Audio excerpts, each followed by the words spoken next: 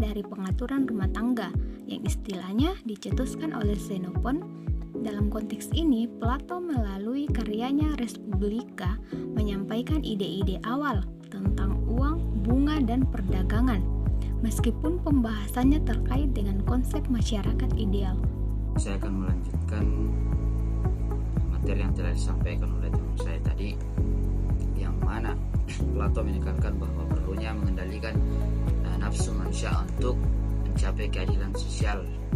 Maksudnya bahwa pembagian dan pengaturan seperti itu perlu, sebab Plato menganggap bahwa naluri manusia untuk memperoleh barang-barang dan jasa sangat besar, jauh melebihi kebutuhan sewajarnya.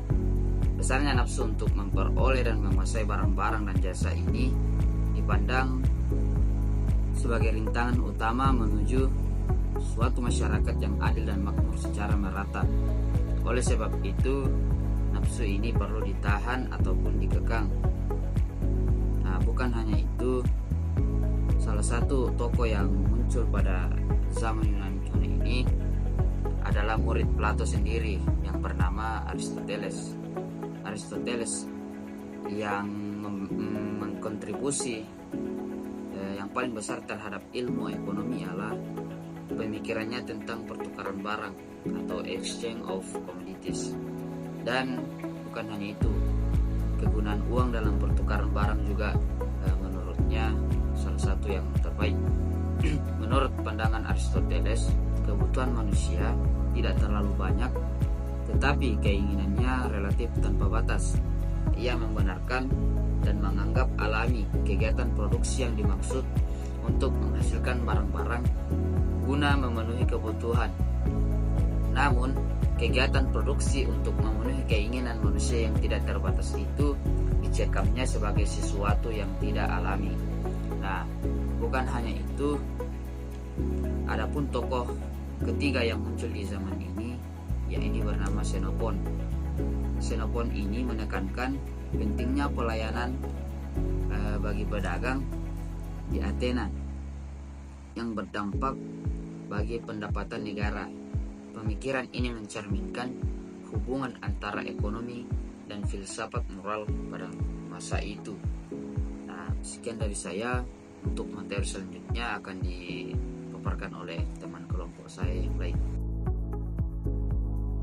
Baik, saya akan lanjutkan materi selanjutnya. Pemikiran ekonomi kaum skolastik yang dipengaruhi oleh ajaran gereja yang menekankan pada keadilan dan melarang pengambilan bunga pada masa ini. Pendidikan dikuasai oleh tokoh-tokoh gereja, terutama St. Albert Magnus dan St. Thomas Aquinas.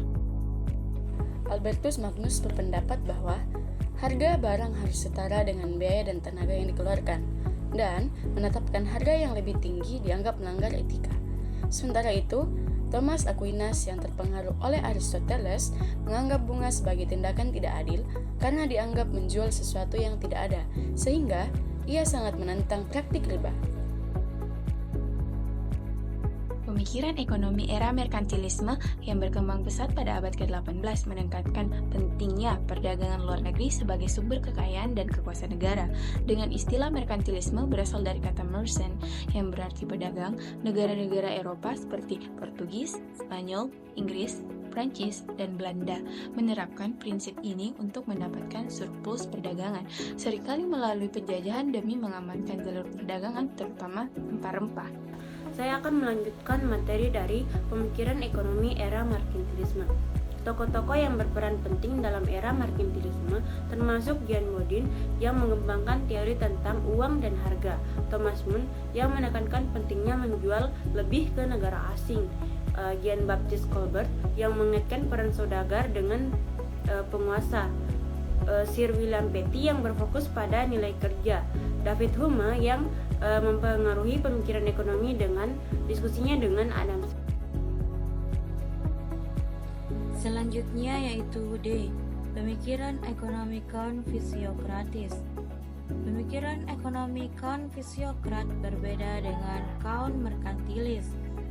karena mereka percaya bahwa sumber kekayaan suatu negara berasal dari sumber daya alam, bukan perdagangan luar negeri. Istilah fisiokrat berasal dari bahasa Yunani yang berarti supremasi alam, dan mereka meyakini bahwa hukum alam akan mengatur kesejahteraan tanpa campur tangan pemerintah.